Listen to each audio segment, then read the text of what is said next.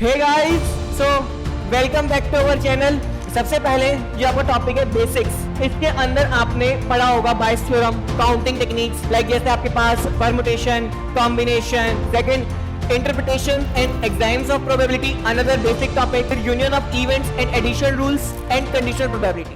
हे guys, कैसे हैं सब लोग? आई होप सब बढ़िया होंगे, आपकी कॉलेज लाइफ भी काफी अच्छी जा रही होगी। So welcome back to our channel, जिसमें आपको पूरा कंटेंट इंजीनियरिंग का बहुत अच्छे तरीके से और रिफाइन करके पढ़ाया जाएगा। आपको कहीं इधर उधर नहीं भटकना, इधर उधर नोट्स नहीं ढूंढने, डिफरेंट डिफरेंट चैनल्स पे यूट्यूब की वीडियोस नहीं सर्च करनी, टॉपिक वाइज वीडियो सर्च नहीं करनी। आपके पास एक सिंगल प्लेटफॉर्म है, वन शॉट इंजीनियरिंग, जहां पर आपको अपनी इंजीनियरिंग का पूरा कंटेंट प्रोवाइड करा जा रहा है। मैं आपके सामने जो पहली वीडियो लेके आ रहा हूं वो है हमारा रोड मैप, कि आपको as a fourth semester student कौन कौन से सब्जेक्ट्स पढ़ने हैं। पढ़ने तो सारे ही हैं, लेकिन मैं कौन कौन से सब्जेक्ट आपको पढ़ाने वाला हूं, उसमें क्या क्या सिलेबस है आपका, उस सिलेबस के अंदर जो यूनिट है आपकी उसकी कितनी वेटेज है, यूनिट वाइज वेटेज भी होगी, राइट, कि इस यूनिट में से कितना पूछा जा सकता है, इस यूनिट में से कौन सा टॉपिक पूछा जा सकता है। जो पूरा का पूरा वेटेज है वो मैं आपको बताने वाला हूं, कौन से टॉपिक्स इंपॉर्टेंट है, कौन से टॉपिक्स इंपॉर्टेंट नहीं है, जिसमें से आज तक क्वेश्चन नहीं आया। कुछ कुछ टॉपिक्स वो भी हैं जिनसे बहुत बार क्वेश्चन आया, हर बार क्वेश्चन आया है, वो वाले टॉपिक्स भी हैं। तो हम पहली वीडियो जो है इसमें आपको डिस्कशन देंगे कि आपको कैसे इस चैप्टर को पढ़ना है, इस सब्जेक्ट को पढ़ना है, राइट। ऑल्दो मेरे वो सब्जेक्ट हैं जो आप मैं पढ़ाने जा रहा हूं जो आप एक कॉम्पिटिटिव एग्जाम में हाई वेटेज रखते हैं। अगर आप गेट जैसे कॉम्पिटिटिव एग्जाम को टारगेट कर रहे हो तो जो ये सब्जेक्ट मैं आपको बताने जा रहा हूं इसकी एक हाई वेटेज होती है। आप मान के चलिए 1 से 2 क्वेश्चन हर साल पूछे जाते हैं इस सब्जेक्ट के अंदर से। तो गाइज, मैं बात कर रहा हूं पीएसएलपी की, probability, statistics and linear programming. ये मेरा सब्जेक्ट है जो 4th सेमेस्टर के अंदर आपको पढ़ाया जाता है। मैथमेटिकल सब्जेक्ट है, इसकी आपकी लैब भी होती है।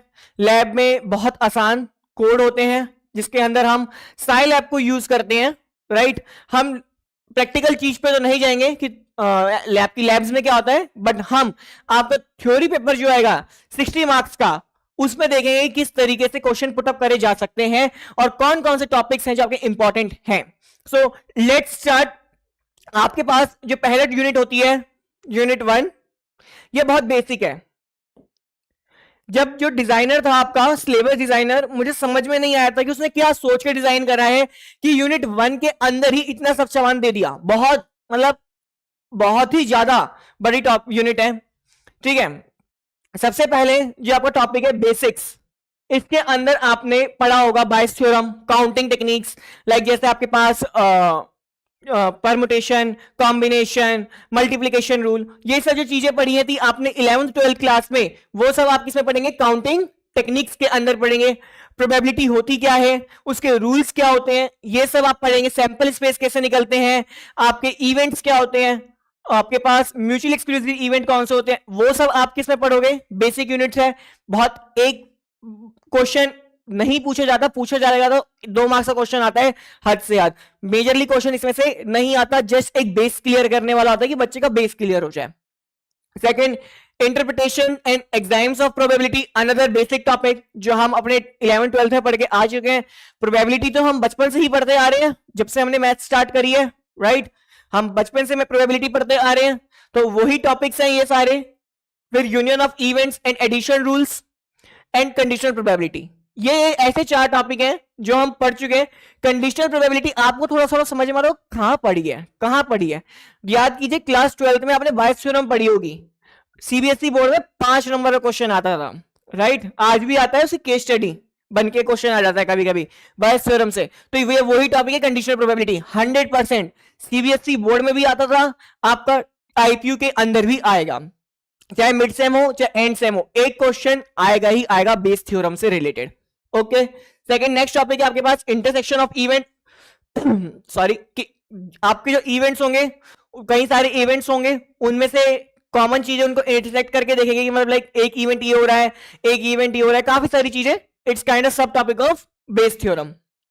आपके पास Bayes theorem, multiplication and total probability rules, random variables, जो आपको एक्चुअल में आपने आज तक नहीं पढ़ा, राइट? जो आपको पढ़ना है as a 4 semester student PSLP subject के अंदर, ऐसा क्या नई चीज पढ़ोगे? देखो नाम क्या है सब्जेक्ट का?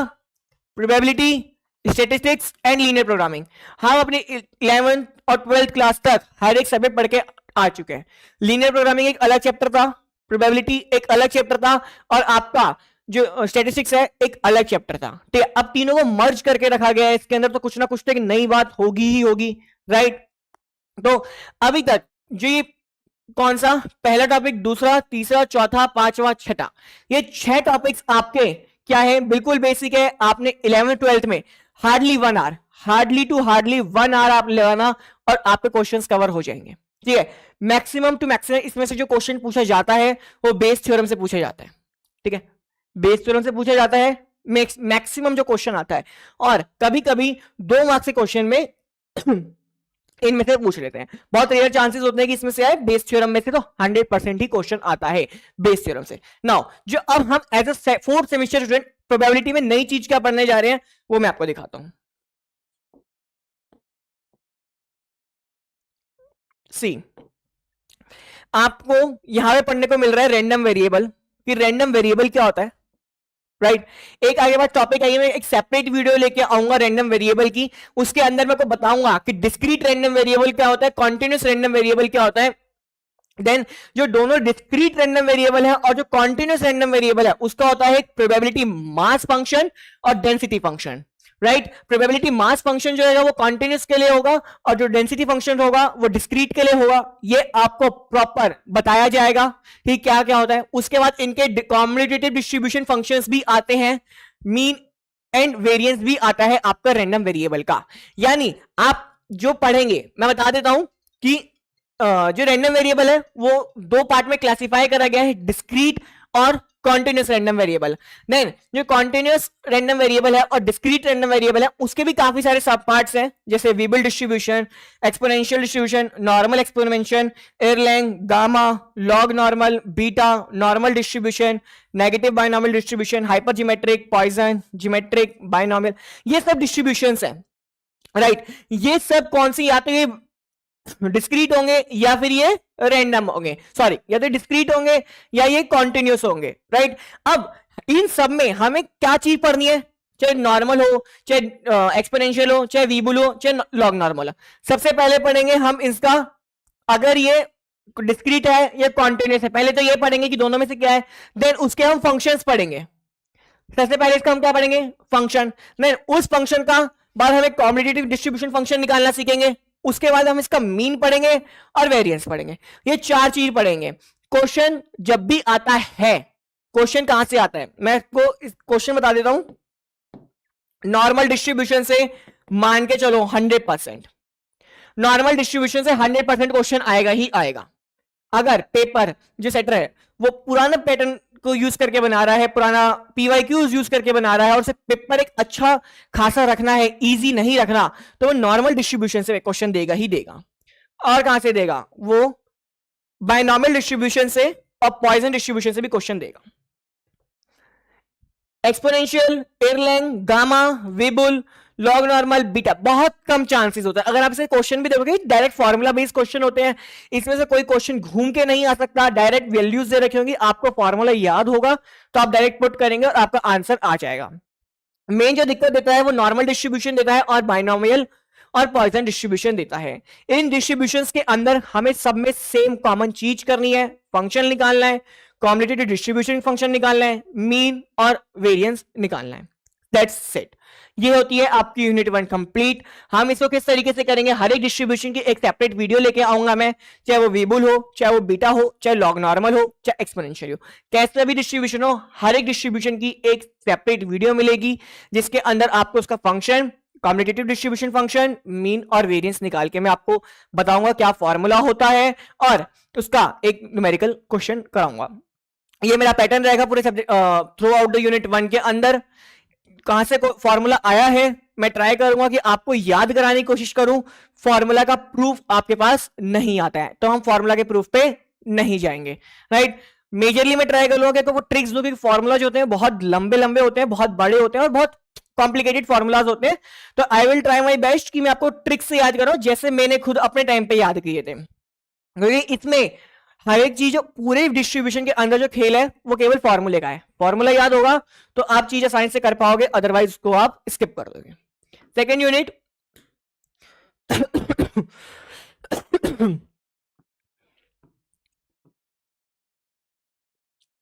ठीक है, नाउ सेकेंड यूनिट देखते हैं हम कि सेकेंड यूनिट की क्या वेटेज है। सेकेंड यूनिट के अंदर हमने केवल अभी आपको क्या पढ़ा है, प्रोबेबिलिटी के बारे में पढ़ा है। सेकेंड यूनिट भी किससे रिलेटेड है, आपकी प्रोबेबिलिटी से ही रिलेटेड है कि प्रोबेबिलिटी में से कैसे क्वेश्चंस आते हैं। यहां पे आप पढ़ोगे, अभी हमने जो यूनिट 1 थी उसके अंदर केवल हमने 2 रैंडम वेरिएबल देखे, मतलब एक ही रैंडम वेरिएबल देखा, या तो कॉन्टिन्यूस देखा या रैंडम वेरिएबल देखा, सॉरी कॉन्टिन्यूस देखा या डिस्क्रीट देखा। बट इस वाले में यूनिट 2 के अंदर हम 2 रैंडम वेरिएबल्स को यूज करें। कौन से 2 रैंडम वेरिएबल्स यूज करेंगे, दैट्स वाई इस टॉपिक का नाम क्या है, जॉइंट प्रोबेबिलिटी डिस्ट्रीब्यूशन। इसमें क्वेश्चन कैसा आता है, 5 मार्क्स का क्वेश्चन आएगा, शॉर्ट क्वेश्चन आता है। ठीक है, कैसे आता है, इसके अंदर 3 टॉपिक्स हैं और तीनों से क्वेश्चन आएगा। पहला क्वेश्चन कैसा आता है, एक क्वेश्चन आएगा जॉइंट प्रोबेबिलिटी और कंडीशनल प्रोबेबिलिटी को मिला के, ये जो पहले 3 टॉपिक है, joint probability distribution for 2 random variable, joint probability distribution for 2 random variable and conditional probability distribution and independence. ये जो पहले 3 टॉपिक्स हैं, इन तीनों को मिला के एक आपका क्या बनेगा, क्वेश्चन बनता है। बहुत आसान, बहुत बहुत बहुत आसान क्वेश्चन होता है। एक टेबल बन के क्वेश्चन आती है, उस टेबल में से देख के आपको बस केवल वैल्यू लिखनी होती है, कुछ और सॉल्व नहीं करना होता। Got it. तो ये क्वेश्चन 100% यानी 5 मार्क्स का एक क्वेश्चन आएगा ही आएगा। Next question, covariance and correlation पे। कोवेरियंस एंड कोरिलेशन एक अनदर टॉपिक है जिसमें से कभी कभी क्वेश्चन कैसे आता है, 2 मार्क्स का क्वेश्चन आएगा बहुत बार कि कोवेरियंस और कोरिलेशन के अंदर आपस में इंटरकनेक्शन बताइए। ठीक है, आप जब आगे वीडियोस के अंदर पढ़ेंगे तो आपको पता चलेगा क्या इन दोनों के अंदर कनेक्शन है, कोवेरियंस एंड कोरिलेशन के अंदर। ठीक है, कभी कभी ज्वाइंट प्रोबेबिलिटी के साथ भी दे देते हैं, अलग सेपरेट भी दे देते हैं। इसकी कंफर्मेशन बहुत कम होती है, आती भी तो 2 मार्क्स के क्वेश्चंस में आती है। Next, common joint distribution, then linear function of random variable, linear function of general variable, general function और moment generating function। ये तीनों टॉपिक्स इंटर रिलेटेड है। क्वेश्चन ऑल दो पूछा जाता है, find the moment generating function. Last question आपके पास ये होता है कि find the moment generating function, 5 marks का question. But moment generating function भी आप तभी कर पाओगे जब आपको क्या पता होगा, लीनियर फंक्शन पता होगा और आपको जनरल फंक्शंस पता होगा कि कैसे निकाले जाते हैं। मोमेंट जनरेटिंग फंक्शन क्वेश्चन हमेशा ही आता है 5 मार्क्स के अंदर। Next, numerical summary of data, stem and leaf diagram, frequency distribution and histogram, box plot, time sequence plot, scatter diagram, probability plots. ये वो टॉपिक्स हैं जो टीचर्स भी नहीं कराते हैं। ठीक है, आपने पढ़ा होगा हिस्टोग्राम, देख लिया हिस्टोग्राम, ये वही हिस्टोग्राम है जो हम बचपन से बनाते आ रहे हैं। ठीक है, box plot, time and sequence plot बहुत आसान है, ग्राफ्स है, कभी नहीं आए। अगर टीचर को लगेगा ना कि भाई मेरे को एक आउट ऑफ बॉक्स क्वेश्चन देना है, ठीक है, बच्चा पढ़ के भी नहीं आता। मैं एक वीडियो लेके आऊंगा इस पूरे टॉपिक के ऊपर, ठीक है, उस एक वीडियो के अंदर किस तरह का क्वेश्चन पूछा जाता है हम डिस्कस कर लेंगे। टीचर्स कॉलेज के अंदर नहीं कराएंगे इस टॉपिक को, एक पीडीएफ दे देंगे बुक की, उस बुक की पीडीएफ को लो, क्वेश्चंस होंगे, बेटा पढ़ लेना, बहुत आसान है। मैं बुक की पीडीएफ को ही आपको लाके दिखा दूंगा, उसके ही नोट्स बना के आपको ढंग से समझाऊंगा उस वीडियो के अंदर। ना इसमें ज्यादा प्रैक्टिस करनी, आप नाम से देख लो ना, लीफ डायग्राम्स बनाने हैं, फ्रीक्वेंसी डिस्ट्रीब्यूशन, बॉक्स प्लॉट्स, ये सब चीजें बनानी है, तो ये बहुत आसान होती है। बस ये होता है किस तरीके से डेटा दे रखा है उसे किस तरीके से बनाना है। देन नेक्स्ट इंपॉर्टेंट टॉपिक जो है वो है point estimation, major important. Point estimation most important topic है बिकॉज इससे प्रूफ होती है central limit theorem. Central limit theorem, state central limit theorem 100% कहते हैं ना, शॉर्ट क्वेश्चन है, ये आएगा ही आएगा।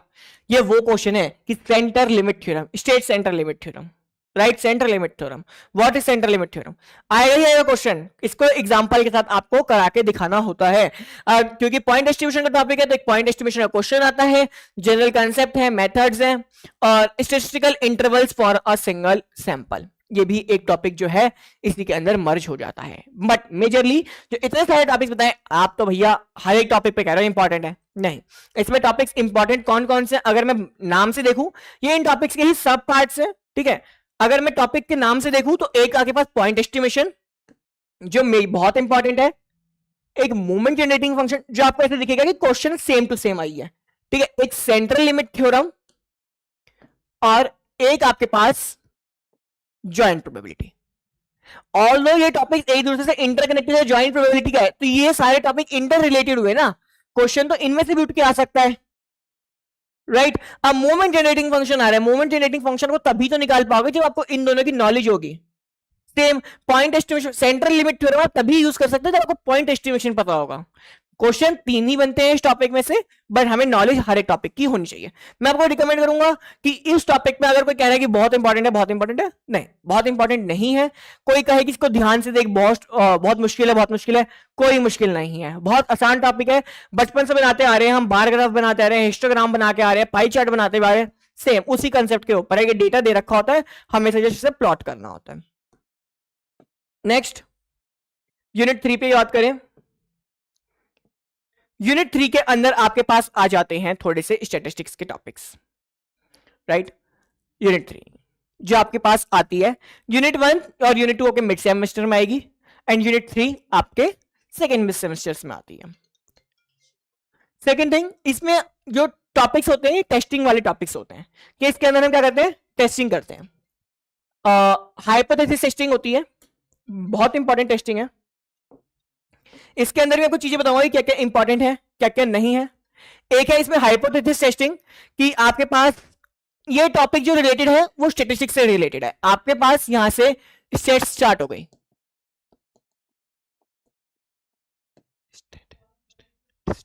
आपके पास यूनिट 1 2 प्रोबेबिलिटी, unit 3 devote for the statistics, and unit 4 devotes for the linear programming. इसके अंदर टेस्टिंग आती है, इसके अंदर हमें टेस्ट करने होते हैं, इसके अंदर अल्फा टेस्ट, बीटा टेस्ट, ये सब भी काफी सारी टेस्टिंग होती है, आप आगे पढ़ोगे, ठीक है। एक होता है testing for a goodness test, most important, majorly important. इस टेस्ट के लिए काफी बड़ी बड़ी टेबल्स होती हैं कि किस तरीके से टेस्ट करा जाता है। क्वेश्चंस में आपके पास गिवन होंगी वो वैल्यूज, आपको बस केवल वैल्यूज को टेस्ट करना था, फिटिंग करते हैं। जैसे आपने नेक्स्ट सेमेस्टर में आप पढ़ोगे सॉफ्टवेयर टेस्टिंग, जैसे हम सॉफ्टवेयर टेस्टिंग करते हैं, सिमिलरली हम इसके अंदर डेटा होता है उसमें हम कुछ टेस्ट करते हैं। सब पूरी यूनिट जो है वो टेस्टिंग के है। इसमें जो इंपॉर्टेंट क्वेश्चन पूछे जाते हैं वो टेस्टिंग का testing for goodness of fit है, और आपके पास आता है लीनियर रिग्रेशन, ये वाला टॉपिक मेजरली इंपॉर्टेंट है। यहां से आपके पास आ जाते हैं, जैसे मैंने आपको बताया विल्कोक्सन टेस्ट, साइन टेस्ट, ये नॉन पैरामेट्रिक टेस्ट है। क्या होते हैं नॉन पैरामेट्रिक टेस्ट, क्या नहीं होते हैं, किस तरीके से चीजों को बताया जाता है, जैसे मैंने आपको बता रहे हैं इसमें वेरिएंस अननोन है, नॉन है, हर एक केस बना के चलेंगे, हर एक चीज क्लियर करा के चलेंगे, हर एक का फॉर्मूला है।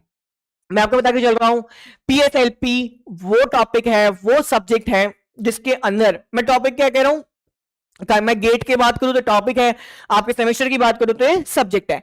पीएसएलपी एक ऐसा सब्जेक्ट है जिसके अंदर फॉर्मूलाज की तो कोई लिमिट ही नहीं है। ये आपको अपना जेई का टाइम याद दिला देगा, जब आपने फिजिक्स के अंदर इतने फॉर्मूलाज याद करते, केमिस्ट्री के अंदर बहुत सारे फॉर्मूलाज याद करते, ये वो सब्जेक्ट है। अगर आपको फॉर्मूला याद होगा तो आपके इसके अंदर 100 मार्क्स स्कोर होंगे। अगर आपको इसके अंदर फॉर्मूला याद नहीं होगा, मेथड याद नहीं होगा, तो आप इसके अंदर क्वेश्चन को हिला नहीं सकते हो, क्वेश्चन को आप सॉल्व नहीं कर सकते हो। Got it. तो ये यूनिट 3, अगर मैं बात करूं सबसे आसान यूनिट कौन सी है, आसान यूनिट है यूनिट नंबर 4, सबसे आसान है, केवल फॉर्मूलाज है। मैं आपको बताऊंगा कैसे। यूनिट 3 में टेस्टिंग होती है, टेस्टिंग थोड़ा सर के ऊपर से चली जाती है बच्चों के। मेरा मोटिव रहेगा कि आपको टेस्टिंग की, अगर आप यूट्यूब पे वीडियोस देखो आधे घंटे की, एक टेस्टिंग की वीडियो आधे पौने घंटे की है, राइट। हम आपको बहुत ढंग से किस तरह का क्वेश्चन आता है, किस तरीके से क्वेश्चन और पुटअप करा जा सकता है, मैं वो कराऊंगा। हर एक टेस्टिंग की एक अलग वीडियो आएगी ताकि आपको कोई भी दिमाग में आए, आपको प्रॉपर नोट्स प्रोवाइड करे जाएंगे कि अगर आपको केवल पता करना है कि साइन टेस्ट कौन सा था या विल्कॉक्सन टेस्ट कौन सा है। मैं आपको बता दूं, साइन टेस्ट और विल्कॉक्सन टेस्ट बहुत ज्यादा कंफ्यूजिंग है। बच्चे कंफ्यूज होते हैं साइन टेस्ट में था या विल्कॉक्सन टेस्ट में था, ठीक है। तो दोनों को बहुत ढंग से, that's why I will make the separate videos की साइन की अलग, विल्कॉक्सन की अलग बनाऊं, ताकि आपके दिमाग में क्लियर हो जाए चीजें। राइट। एक आता है लीस्ट स्क्वायर एस्टिमेटर, बहुत बहुत इंपॉर्टेंट टॉपिक्स है। देन हाइपोथेसिस टेस्टिंग, ये पूरे टॉपिक का नाम ही हाइपोथेसिस टेस्टिंग होता है कि इसके अंदर हम टेस्टिंग के बारे में देखते हैं चीजें। इसके अंदर जो जो इंपॉर्टेंट टॉपिक्स होंगे वो मैं आपको सारी चीजें बताऊंगा, जैसे correlation, transform variable, logistic relation. Similarly जो हमने ऊपर पढ़ा है, राइट, इसके अंदर इन्होंने बहुत बहुत चालाकी जो करी है, बच्चों को लगता है कि हमने इतने सारे टॉपिक्स पढ़ लिए, राइट, इतने सारे टॉपिक्स तो पढ़ लिए, बस काम खत्म। नहीं, ये तो भाई तुमने लीनियर रिग्रेशन पढ़ा है ना, सिंगल लीनियर रिग्रेशन पढ़ा है, कहां है, सिंपल लीनियर रिग्रेशन पढ़ा है। सेम टॉपिक्स आपको मल्टीपल लीनियर रिग्रेशन के लिए पढ़ने होते हैं। सॉरी, सेम टॉपिक्स आपको किसके लिए, मल्टीपल लीनियर रिग्रेशन के लिए पढ़ने होते हैं। यानी आपके पास ये टॉपिक जो तो है वो सिंपल लीनियर रिग्रेशन के लिए पढ़ने होंगे और मल्टीपल लीनियर रिग्रेशन के लिए भी आपको पढ़ने होंगे। क्या स्ट्रेटेजी रहेगी वो मैं आपको बताने वाला हूं आगे चल के। एक बार ये फॉर्मूला देख लेते हैं। यूनिट 4 बहुत छोटी, बहुत ज्यादा आसान, सिंपल से क्वेश्चन होते हैं कि यहां से क्वेश्चन आएगा और यहां से क्वेश्चन आएगा। See this unit is fully devoted to your linear programming. इसके अंदर जो आता है, पहले तो आपको मेथड ही बता रखे हैं, ग्राफिकल मेथड है, ठीक है, सिंप्लेक्स मेथड है, ये सब आपके मेथड से कैनोनिकल एंड स्टैंडर्डिकल फॉर्म बतानी होती है कि आपके पास एक लीनियर इक्वेशन होगी, उसकी आपको कैनोनिकल फॉर्म और स्टैंडर्ड फॉर्म बतानी होती है। क्वेश्चन कैसे आता है, एक होता है क्वेश्चन ट्रांसपोर्टेशन प्रॉब्लम, एक होता है असाइनमेंट प्रॉब्लम, और एक होता है आपके पास डुअलिटी। इसमें से आपके पास दो क्वेश्चन, यूनिट 4 का क्वेश्चन आता है, ठीक है। फॉर एग्जांपल अगर आपके पास क्वेश्चन सेटर ऐसे है, यूनिट 4 एक क्वेश्चन आता है, एक क्वेश्चन ऐसे आता है, दोनों में से एक करना होता है। इसके भी सब पार्ट्स होते हैं, राइट, इसमें से और दे रखा होता है, गॉट इट, दे रखा होता है। क्वेश्चन कैसे आता है, मेजरली पेपर सेटर कैसे काम करते हैं, इस टॉपिक्स में से डुअलिटी कंसेप्ट में से और डुअल सिंप्लेक्स मेथड में से, ठीक है, अगर मैं सिंपली बात करूं तो इसमें से क्वेश्चन सिमिलर टॉपिक्स हैं, राइट, ये दोनों बहुत सिमिलर टॉपिक्स हैं, मतलब इसी का एक स्टैंडर्ड वर्जन है। तो इसमें से अगर मैं डुअलिटी की बात करूं तो यहां से क्वेश्चन देंगे डुअलिटी का, ठीक है, और ट्रांसपोर्टेशन का। सेम यहां पे डुअलिटी का दे देंगे और यहां किसका दे देंगे, असाइनमेंट का।